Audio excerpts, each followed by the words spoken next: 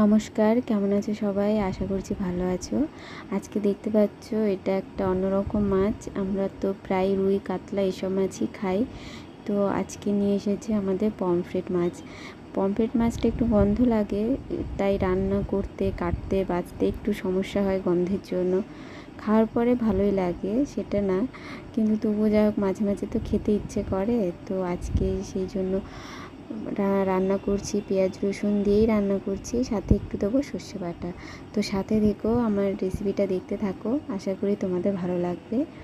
তো পমফ্রেট মাছগুলোকে আমি কেটে বেছে ধুয়ে রেখে দিয়েছি লবণ হলুদ মাখিয়ে।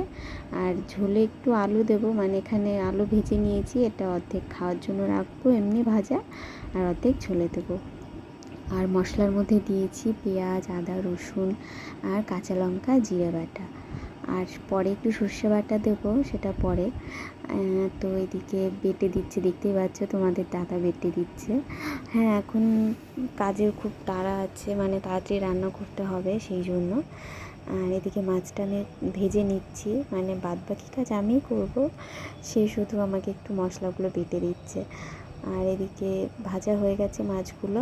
আর কড়াই এবার শুকনো লঙ্কা দিয়ে আর জিরে ফোড়ন দিয়ে পেঁয়াজটাকে ভেজে নেব। তোমরা কিভাবে রান্না করো আমাকে জানিও অবশ্যই, আর কিভাবে করলে সবথেকে বেশি ভালো লাগে সেটাও জানিও।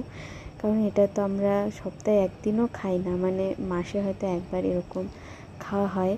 মানে খুব গন্ধ, তো বুঝতেই পারছো যারা যারা খেয়েছো। তো এইভাবে রান্না করছি আমি, এর আগে একবার করেছিলাম, ভালো লেগেছিলো, সেই জন্য বললাম যে অনেক দিন খাওয়া হয় না, আবার নিয়ে এসো, তাই নিয়ে এসেছে। এবার পেঁয়াজটা ভাজা হয়ে গেছে, এবার এর মধ্যে আদা, জিরা, কাঁচা লঙ্কা বাটাটা দিয়ে দেবো। রসুনটা আগেই দিয়ে দিয়েছিলাম পেঁয়াজের সাথে। তো একটু জল দিয়ে লবণ হলুদ দিয়ে একটু কষিয়ে নিচ্ছি, দিয়ে কষিয়ে নিলে এর মধ্যে জল দিয়ে দেবো। জলটা যখন ফুটে উঠবে তখন আলু ভাজাগুলো রেখেছিলাম দিয়ে দেবো। তো তোমরা কিভাবে কি করো আমাকে কিন্তু অবশ্যই কমেন্টে জানাবে। আর আমার ভিডিওগুলো ভালো লাগলে প্লিজ লাইক করে দেবে।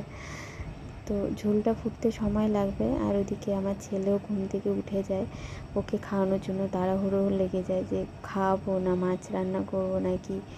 তো দেখো ঝোলটা ফুটে গেছে, আর মাছগুলো দিয়ে দিচ্ছি, মাছগুলো দিয়ে একটু ফুটবে, সেই তারপরে সর্ষে বাটা একটু দিয়ে দেবো, সর্ষেটা ছেঁকে দেবো, খোসাগুলো থাকলে কেমন লাগে, আর অতটা তো মিহি করে বাটতে পারি না শিলনোড়ায় বাটা, সেজন্য ছেঁকেই দেবো।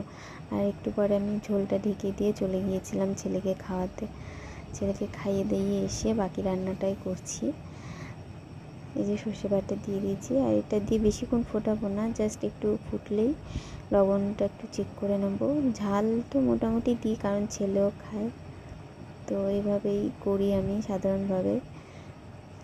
ঝোলটা এবার ফুটে গেলেই নামিয়ে দেবো, আর আমি একটু ধনেপাতা আর কাঁচা লঙ্কা দিয়ে দেবো উপর দিয়ে, তাহলে রেডি হয়ে যাবে। আর এদিকে রান্না হচ্ছে, আর ওইদিকে খাওয়ার জন্য পেটে চুচু হচ্ছে।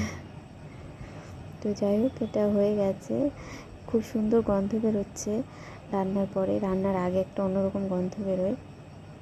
তো একটু পরেই আমরা খেতে বসে গেছি, বরকে আগে খেতে দিচ্ছি, ছেলের খাওয়া হয়ে গেছে। তো আমার ভিডিওগুলো ভালো লাগলে আমার সাথে থাকবে, চ্যানেল সাবস্ক্রাইব করবে, লাইক করবে, কমেন্ট করবে।